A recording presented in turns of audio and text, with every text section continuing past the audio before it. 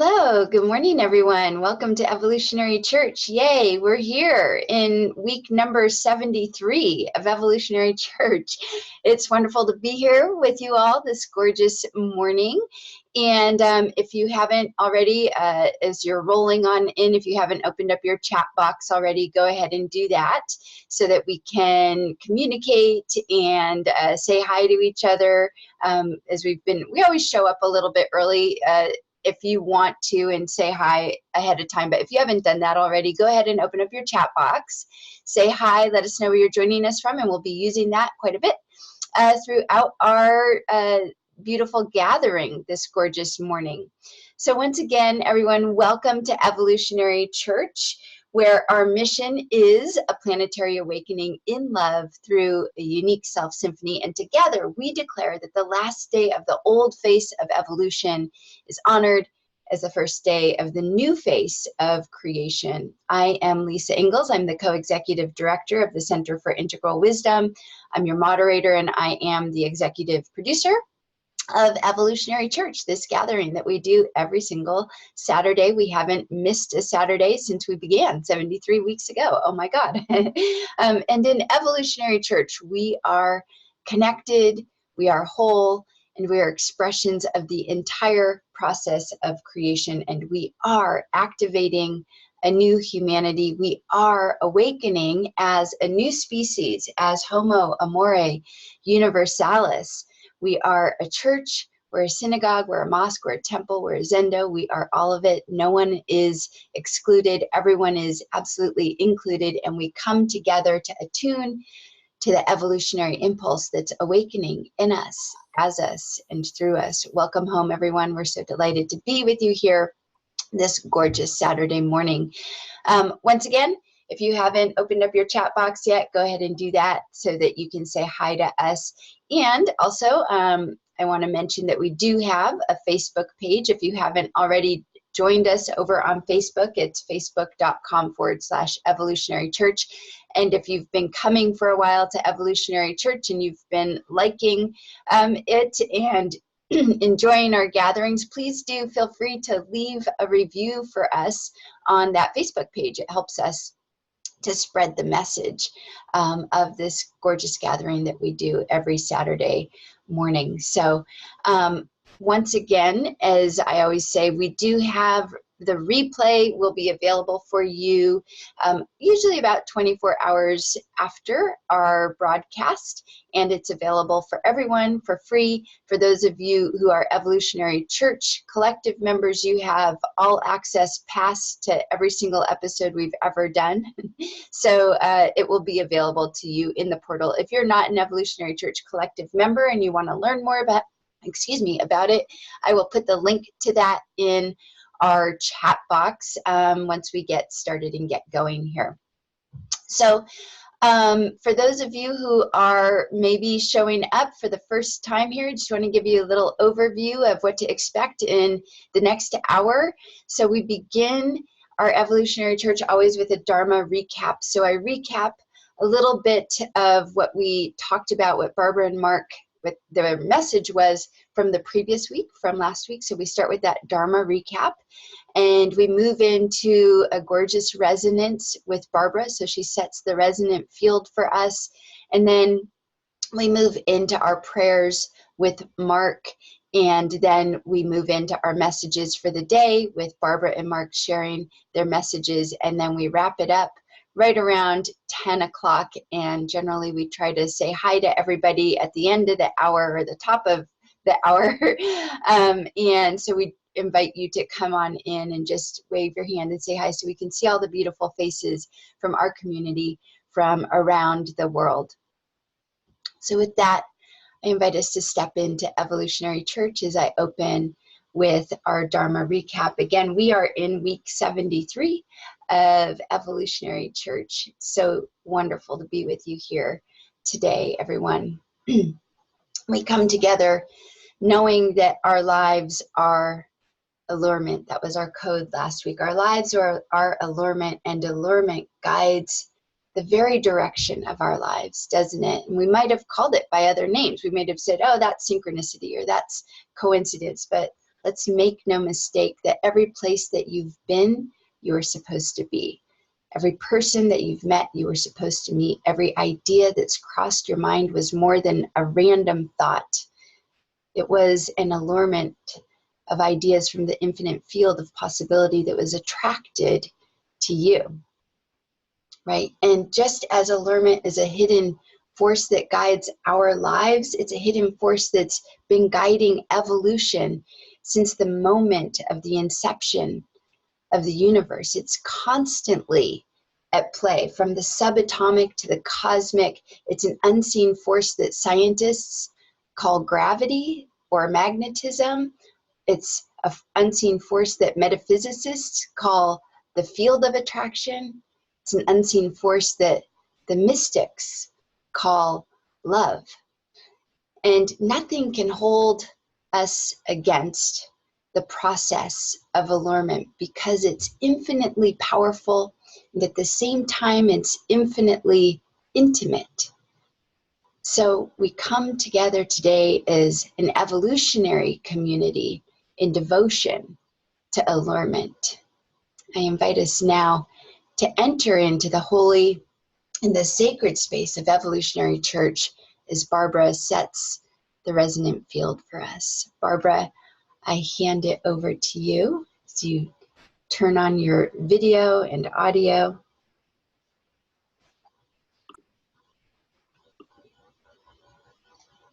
Thank you, Lisa. Evoking resonance together, resounding together. What are we resounding as and from and with? We are resounding with the impulse of evolution from the billions and billions of years of creativity, from single cells to multi-cells to animals to humans to right now in the evolutionary church. Everybody's impulse is uniquely their own frequency while resonating with the awesome reality of the whole system uniquely as you. Now, when that goes into a resonant field with two or more resonating simultaneously with each other's inner impulse of creation, what do we co-create? A field. And because the purpose of the evolutionary church is to co-create a field of evolutionary love in the world, a field of universal evolutionary love in each other, in the church, as a gift to the world. Our resonant field has an awesome power. It is implanted in each of us now. Feel you, feeling me, feeling you. Intimacy. Feel us, feeling each other, feeling one another. Now, feel the vibration of resonance being cultivated in this church as we come together now to co-create a world equal to our potential. Good morning, Mark. I turn my word to you. Thank you, beloved. Thank you, thank you, thank you. Good morning, good morning. Good morning, good morning. Good morning, good morning. Good morning, good morning. Good morning, good morning. Is there anything else to say besides good morning? It's so great, isn't it? Oh, good morning, good morning, good morning. Good morning. So we've decided this church that we're just going to be doing 2 words, good morning. We're just going to sing good morning for an hour because what else is there to do but to say good morning? And what a good morning it is. We are in our 73rd week. Good morning of Evolutionary Church. And we are together in our code for this week, which Barbara alluded to gorgeously, beloved B, right, in your resonant field. And feel the word resonance, right? Lisa welcomes us to church and we do a recapitulation. And recapitulation is a word that I borrowed from symphony, right? It's that moment in a symphony where you recapitulate. You're not reviewing, right? It's not a kind of arid, right, dry intellectual process. You're recapitulating the music that has drawn us together until now. So we start with a musical recapitulation. And then we move in beloved B into your, right, into Barbara's, sorry for talking about you in third person for a second, right, into Barbara's resonance. And just feel the word resonance, right? Resonance. So resonant is a resonant field. Right? And a resonant field, again, is not only cognitive, although it has a cognitive dimension, but resonance means I feel, right? I feel the field. So we're in Evolutionary Church and we feel the field. And what is the quality of the field? So our actual code last week and this week, and Barbara and I met at the end of church last week and we exchanged a whole series of communications. We said, let's go deeper into the code from last week. And the code is allurement guides my life. That's our code, right? That was our code last week and this week. Allurement guides my life. Now, allurement is resonant, right? Allurement is the inner feeling, the quality of the field. So let's kind of set up the field of allurement and intimacy. We'll talk about intimacy in a second to bring us directly into prayer. And from prayer, right, we actually do a hymn together, Leonard Cohen's Hallelujah. And then we actually offer up our prayers. We speak into the field of allurement to allure towards us that which we need to be awake, outrageous lovers. And then Barbara takes us into, right, the sermon word, right, on this week's code, and then brings us into contribution. And from contribution, we go into the second word. Our words join together as genes, right, as genes, genius. And then we sing and again, right, we hymn again, and we bring the resonance together, and then we greet each other into the week so that we are empowered, evolutionary, outrageous lovers living in the field of allurement all week. That's what we're here to do. Oh my God. And Barbara cited very beautifully when we wrote the 20 tenets of intimacy, right? So the last tenet, right, the tenets of intimacy are about what I call an intimate universe, right? We live in an intimate universe. And Barbara and I are weaving together these tenets of intimacy, right, from what we've spent our lives with such delight and allurement working on. And we have this tenet of what is intimacy? So here's a big sentence. Intimacy is shared identity. Intimacy is shared identity. Oh my God. Can you feel that? So when I first got that, it just blew my mind. It's really simple. 4 words. Intimacy is shared identity. That's what it is. Does everyone get that? Intimacy is shared identity. And what's the way into shared identity is to let myself feel my allurement, right? And how do I feel my allurement? I say, right, I feel you. I'm feeling Lisa. Barbara's feeling Lisa. Lisa's feeling Mark, right? We're feeling each other. We're all in church. We're feeling each other. So I feel you. And then you feel me. And that's level 1. But then, as Barbara said, the deeper level is, I feel you feeling me. I feel you feeling me. And you feel me feeling you. So if I have a fever, you have a fever, right? If I'm awake, you're awake. If you're concerned and anxiety, I'm in anxiety, but not in a way, not in a codependent, neurotic way, but in the way of evolutionary lovers, right? And then, right, it becomes a triple loop of intimacy. Feel you, feeling me, feeling you. So if you want to understand prayer, we're about to pray. Prayer is about source's allurement to us.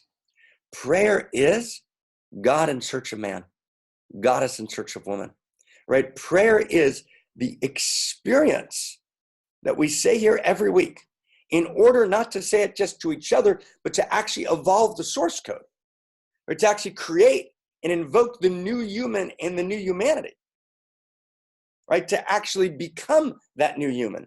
As I feel into the field of allurement and I realize I'm guided not only by the rational, right? I'm guided not only by the superstitious, right? Or by the dogma, right? We let go of the dogma. We hold the best of the rational, but we go deeper. The super rational underneath the rational. And the rational itself is part of a larger field, which is allurement, which is intimate. Now, in intimacy, right, it's not so much about, right, the technical details of who's who. And it's not about guarding my space. Yes, we do all that. Yes, we're separate selves. But underneath separate selves, right, oh my God, we're intimate together. We have shared identity. And here's the sentence that's going to bring us into the holy and the broken hallelujah, right? The tension between autonomy and communion is resolved in intimacy. Oh my God. Because in intimacy, we have shared identity. And it's not that we're God, right? I'm God. No, God's God and I'm me. But also I'm God and God's me. They're both true. See, autonomy and communion don't disappear, but the tension between them is resolved. You get that? So we're Godding together, even as God holds us. Do you get how deep that is? So we're about to turn to the divine, and we're going to say to the divine, oh my goddess, please, I love you so madly. Would you hold my holy and my broken hallelujah? Would you hold my pain? Would you hold my yearning? Would you hold my tension? Would you please hold my broken heart? And we could actually feel the divine say to us, your need is my allurement. We have shared identity, right? To live in an intimate universe, to have shared identity with divinity, and divinity has shared identity with me, even as she's beyond me, holding me at the same time. You get it? Wow. Your need is my allurement. Let's bring our need, the dignity of our need, in erotic union with the infinity of intimacy, which is the divine. All of it, our holy and our broken hallelujah, right? Everything, every issue, right? My body, my age, my health, my budget, right? My need, it's all holy. Your need is my allurement. We say to each other as evolutionary lovers and evolutionary church, right? Participating together and invoking the new human and the new humanity, the holy and the broken hallelujah. Leonard Cohen.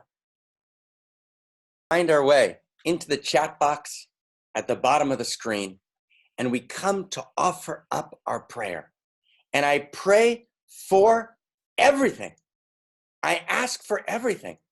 I affirm the dignity of my personal need.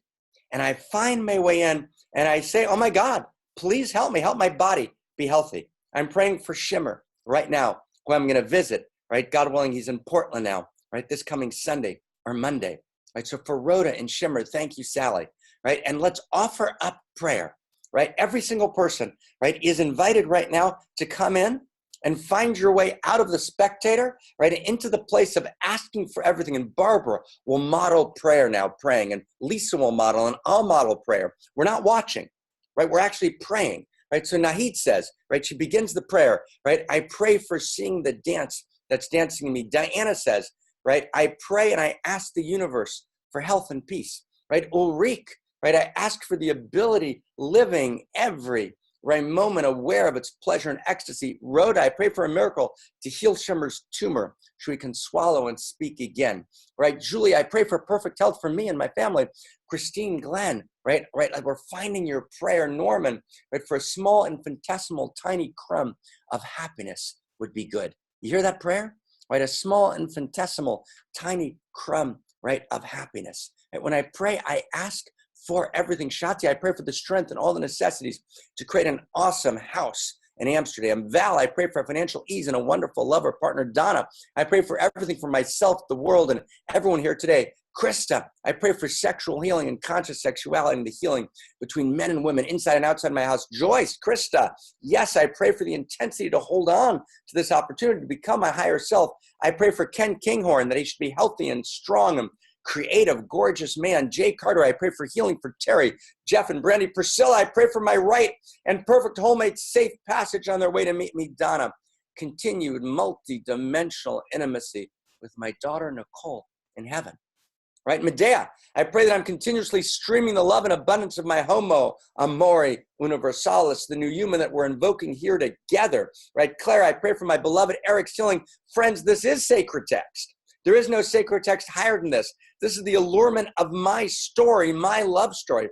I pray for James and Hope, right, his tax control will not be too bad, says Miriam. Right, Ivan, I pray for Medea to have the best, oh my God, birthday party on March 24th, and we will all be there. And thank you for inviting us. Ivan, we're going to be staying at your house. Krista, I pray for the healing of cancer for my friend Oriana. Goddess, I pray for peace in the world. Sally, I pray that I may articulate fully and authentically what wants to come through me. Jay Carter, my husband's healing from cancer. And oh my God, Jay Carter, right? Right, Claire, for discernment and clarity in choosing what's mine to do, unique self. Right, I pray for my ability to pray. Right. Miriam, Priscilla, Julie, Ken, Shad, Krista, Claire, Liam. Right, Claire, Robert, Rhoda, Priscilla, Christina, Kirsten. Right, Mary, Robert. Right, in other words, and the prayers roll.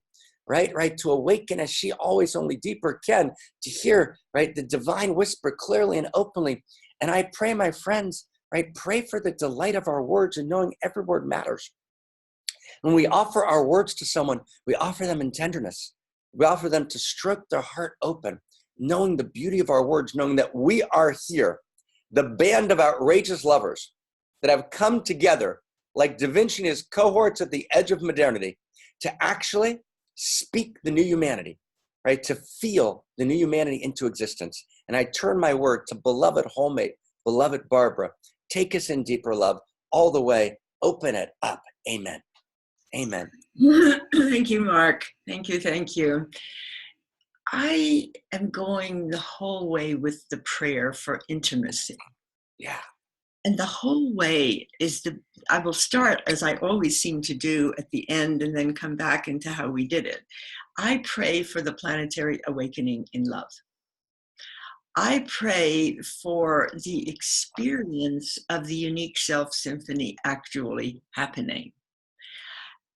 If you have heard Mark speak about the unique self symphony, is everybody's unique vibrational field actually symphonizing. It's not just going along adjacent to each other, but creating a resonant field of intimacy. It's actually awesome to imagine the unique self symphony happening, moving toward an apex of convergence. As nature does, it converges that which is arising. That's how we got here. So just put yourself now as one of those unique self symphony vibrational fields going up into the apex of an awakening in love at a planetary scale. Now, if God is love, let's put into this moment in history that we're actually in, the universe, a love story. That is to say, we're not beginning the joining together in love. We are the current culmination of 13.7 billion years of actually joining to create, exaggerated by our crises to speed it up. But let's try to think of the vibrational field that comes out of the Big Bang. Think of those quarks. They were allured to each other. It's hard to think of quarks being allured, but they were. And then as they got, then you got to think of the protons and the neutrons, and then imagine a single cell all by itself being allured to form multicellular organisms. The degree to which allurement, love, joining genius, you might say, at every level has created the universe. And most of the time, you see, when the scientists look at the story of evolution, they see evolution by competition. We're seeing evolution by co-creativity, by joining through love, by joining genius. If you say a cell has genius, a single DNA is awesomely genius. All the way on up, joining genius. So let's see what nature has been selecting for all these billions of years. Rather than selecting for what competes best and wins over all the others, it appears that nature has been selecting for what cooperates best to create all these large-scale organisms, now creating a planetary organism where we are facing this exact crisis where systems are breaking down and separation is attempting to take charge. In the very, very same moment, cooperation, co-creation, joining genius, synergy, and love is also arising, of which this Church of Evolutionary Love is actually the first church ever designed to awaken evolutionary love at a planetary scale at a time of breakdown, breakthrough, when evolutionary love joining is actually precisely what the world needs to evolve. I mean, we are awesome here. So the Church of Evolutionary Love is a church of universal love by allurement. Planetary allurement, global allurement. Think of a planetary awakening in love as a process that does have reality to it, does have events connected with it. That all the things that I heard the prayer here of Christina, may all the projects work. That's so good, because not any one of them is enough, but all of them that are arising toward convergence through allurement and resonance are being empowered by the convergence. I don't think any of these great projects, including the Evolutionary Church, would work all by itself at a global scale, or even at any scale.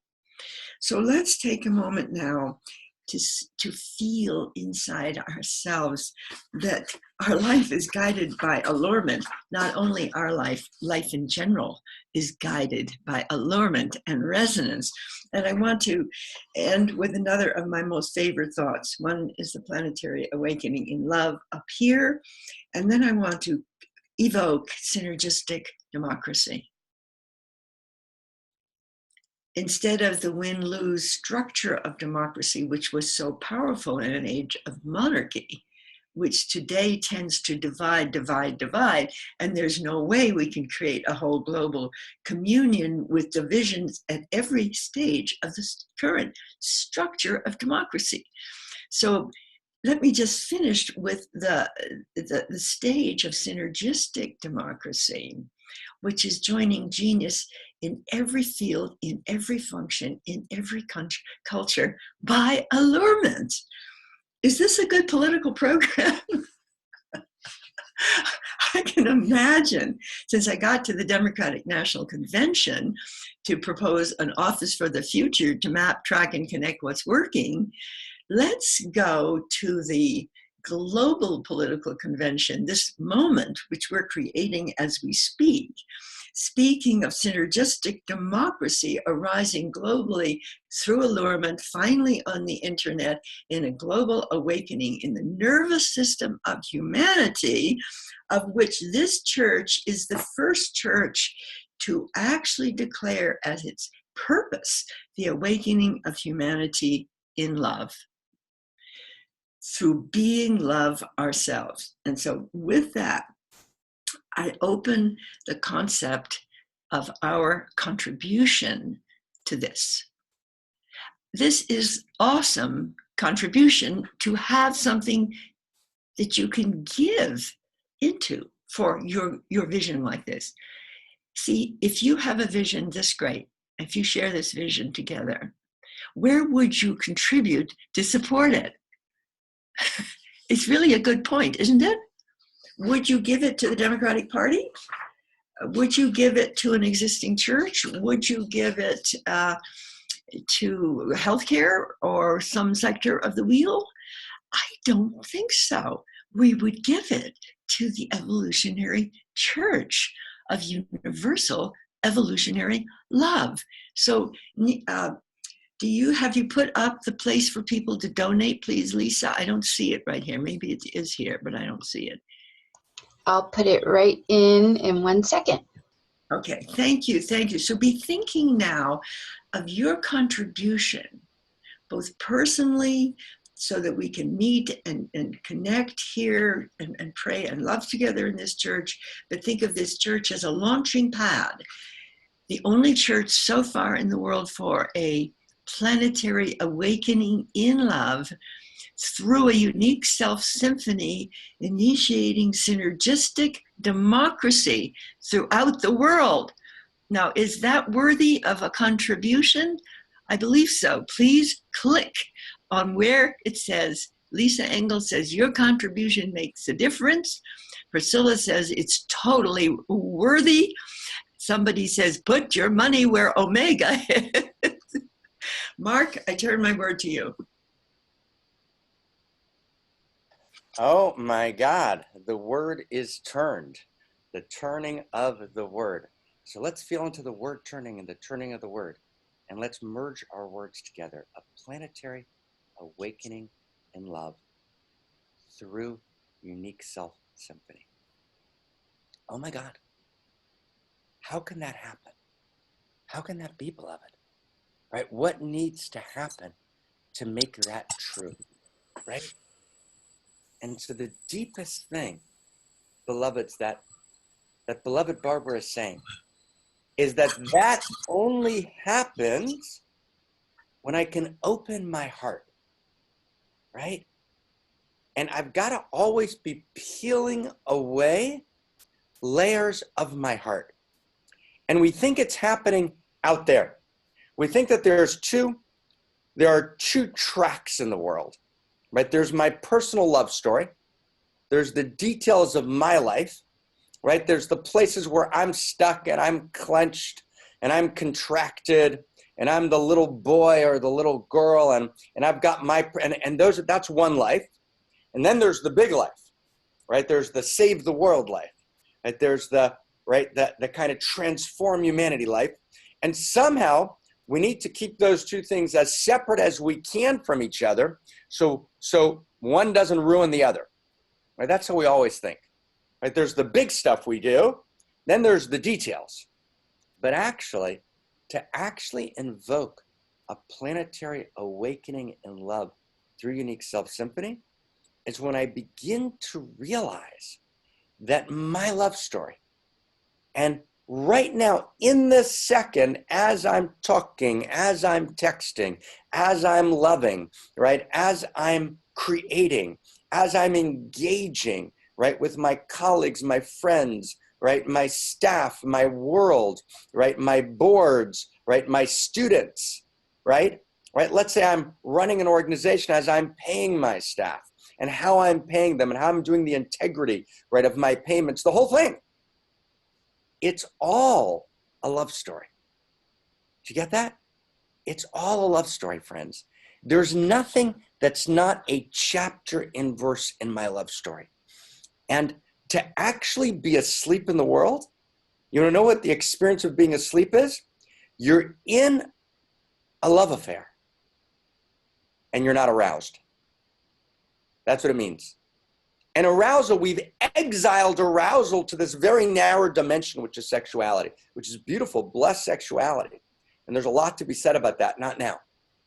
But arousal and sexuality models the greatest arousal. I'm aroused in life, right? I am air. The word air, E-R, right, in Hebrew means awake. right? Awake and aroused, ER, right? It's the emergency room. It's ayin resh. And ayin resh in Hebrew, means I'm aroused or awake, right? Ani yeshena, right? Sometimes I'm sleeping, says Solomon in the Song of Songs. V'libi but my heart is aflame and aroused. And let my heart guide me, right? Let me have an aroused and aflame heart, right? To be asleep means I'm in the middle of my love affair with reality in every dimension, right? And reality is making love to me, right? And I'm lost in my clench, right? And I'm asleep, right? And I can't find my way out. And I'm actually, do you know how absurd it is? Imagine the paradoxical, grotesque theater of the absurd. Reality is making love to me and I'm not aroused, right? You know, the word aroused or awake, and it's the same word in the original Hebrew, right? ER, right? Emergency room, right? Spelled backwards is ra, evil. Evil. Aroused, spelled backwards, which is what the Hebrew mystics speak of the erotic truths of allurement and the universal love story. Spelled backwards is evil. You know what evil is? Evil is a failure of arousal. That's what it is. See, we think arousal leads to all evil. But true arousal means I'm aroused in life. I'm allured to you. Your need is my allurement. We can feel each other. So the way to create a planetary awakening in love, right, through Unique Self Symphony, is to begin with the person right next to me. You know how planetary awakening in love through Unique Self Symphony works, my friends? It doesn't work by bypassing the people in my circle of intimacy and influence. It means that the world becomes a unique self-symphony in which every person who in this moment, if every single person in the world in this moment is now in Evolutionary Church right now, and each of us has 4 people or 2 people in our circle that we have a clench with. You get that? And we unclench that closed place. Oh my God. And then we expand, each one of us expands our circle by one person. One person that's been left out. One person that's out of the circle. So we unclench with the 2 people we're clenched with, and we invite one person into the circle. You have a planetary awakening and unique self-symphony through love. Does everyone get that? That's what the planetary Pentecost is about. When Christ talks about the Pentecost, he's not talking about bypassing. It's what communism did, what Marxism did, what Hegelian thought did is bypass the individual and heal the world, right?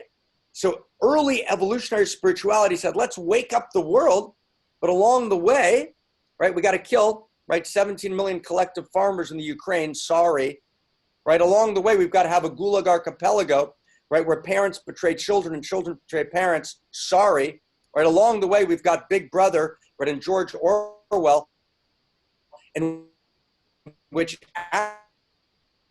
actually you've got, no, the way to awaken and be an evolutionary outrageous lover is I find the clench inside of me right now in that which is closest to me.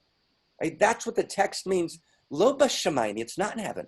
V'lo me'ever liyam, and it's not beyond you. And as the New Testament says, it's as close, right? It's as close as, right? Your nose is to your ear. Let's finish the text a little differently, right? It's right. It's as close as your mouth is to your eye. It's right next to you. See, to actually awaken as an outrageous lover, you can do it right now, right? You look across the room, right? You text someone, you pick up the phone, you find someone that you're clenched with. And it doesn't mean you give up your position. And it doesn't mean that you forfeit your integrity, but it means you open your heart and you realize, oh my God, we're intimate.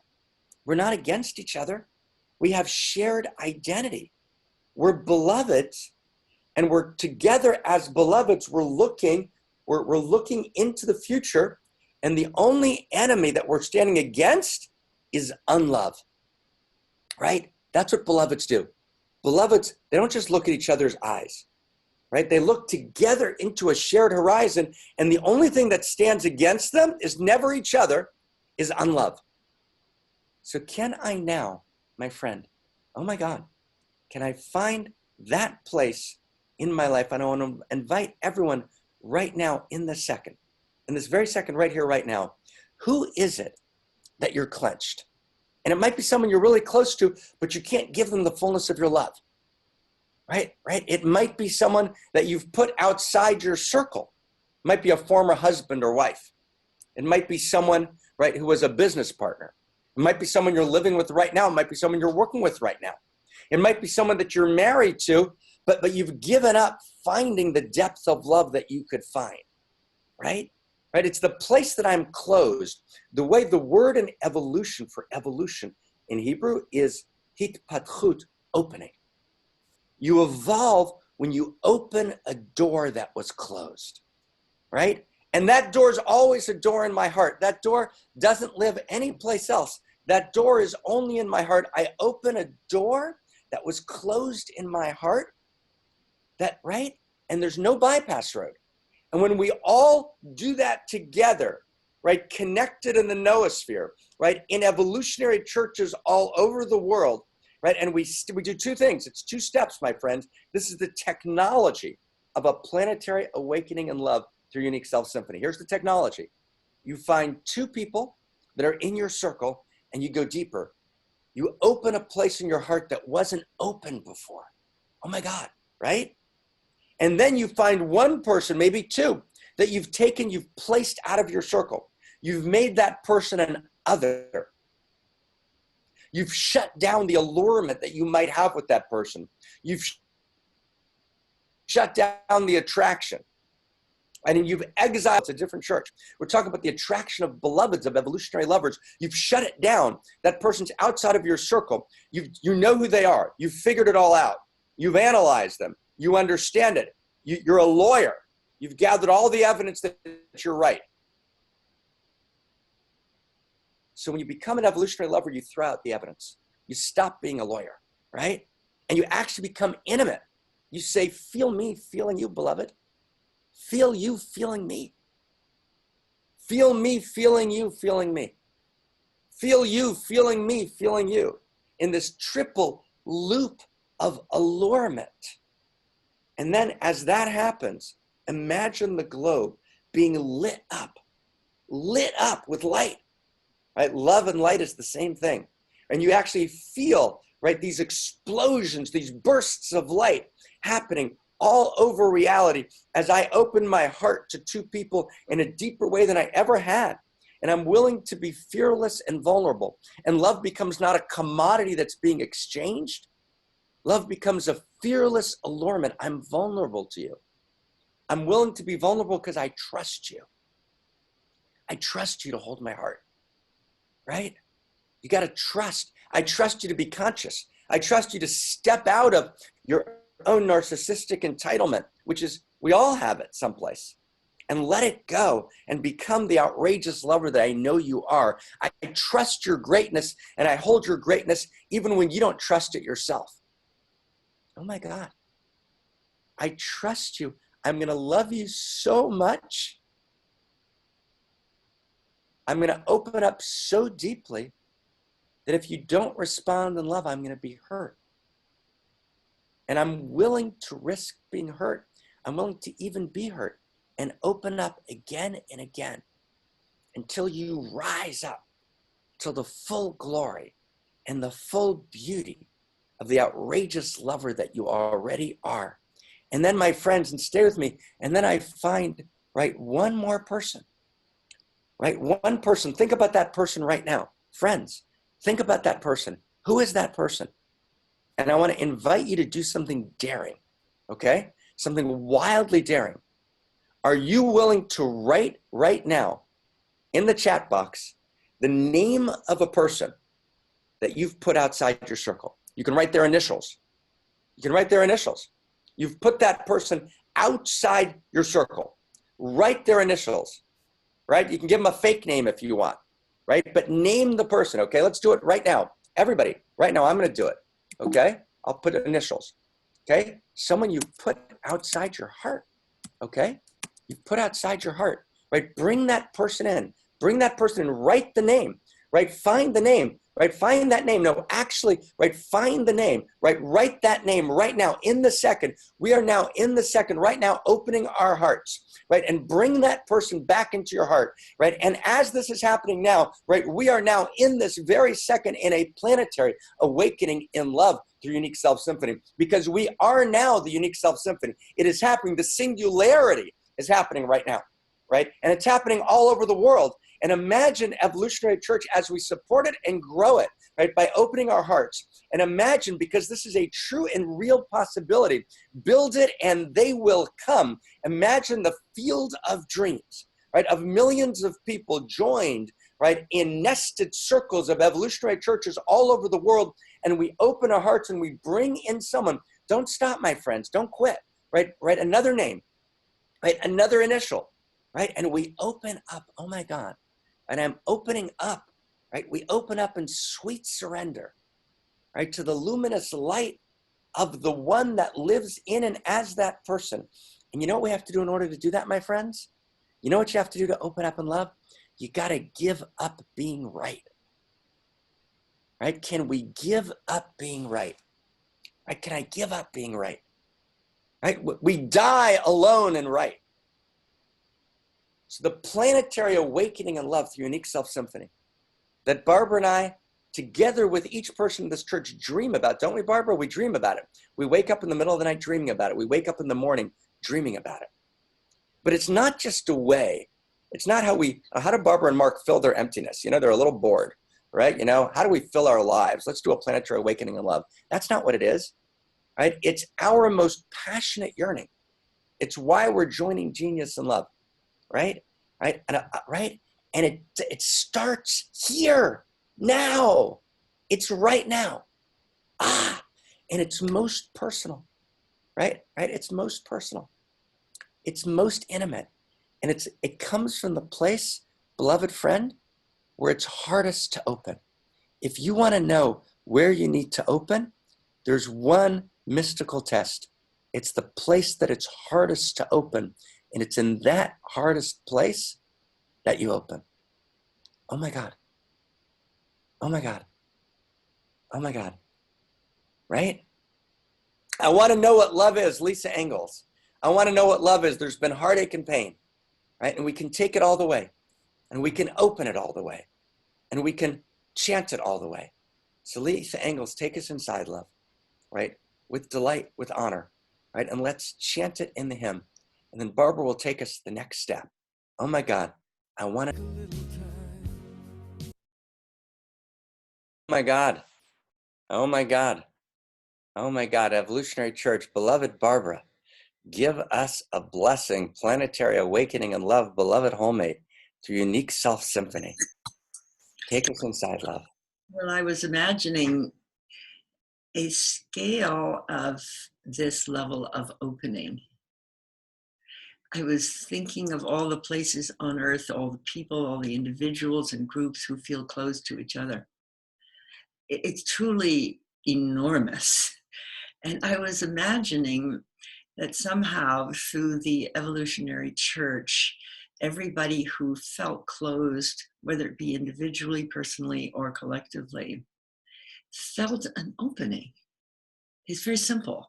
That was so beautiful, Mark, because it didn't require you to have memorized a hymn or have read the Bible. It required you to do what everybody can do right now. So I would end by saying that each one of us doing that right now is an opening for the world. Right now. Thank you. Sing a hymn to you? Do I get to sing a hymn to you? Can I sing you our hymn? You ready? Are you going to sing it to me? Here we go. Right? And Lisa's going to bring it on.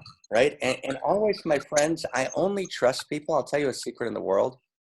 Right? Beloved B, I only trust people when tears are right beneath the surface. Right? Right? And we can feel it, right? In other words, in the world, tears are always right beneath the surface. They're always right there. Right? And we're crying and laughing at the same moment. So bless all of our holy tears. Beloved B. How can anyone ever tell you that you are anything less than beautiful. And Lisa, bring it on for us, right? Oh my God, there she is, Libby. Libby, there she is.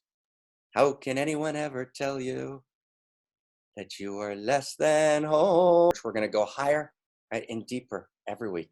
Have the most gorgeous, stunning week, all of us. Amen. Amen.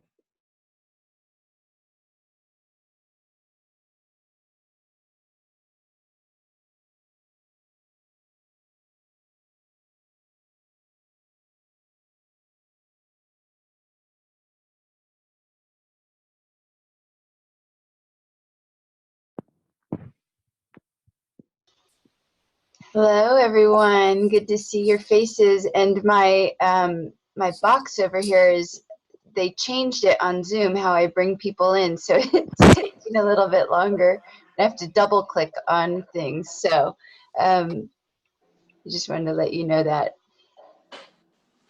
Beautiful to see all your faces. And if you, on your end, if you want to see everyone who's in the church that's coming in, you just put it into gallery view up in the upper right hand corner so we can all see each other for just a moment and say hi, give a wave. How to get it? I know it's Thanks live. for coming, everyone. No, Hello. And slowly bringing people in here one at a time. Hello, hello. one time I was on one of these, Hello. and I didn't know I raised my hand. And if you want to bring your face to the onto the screen, you just click on the little video down at the bottom, and you can bring yourself on screen as well. Trying to get as many people in here as I can.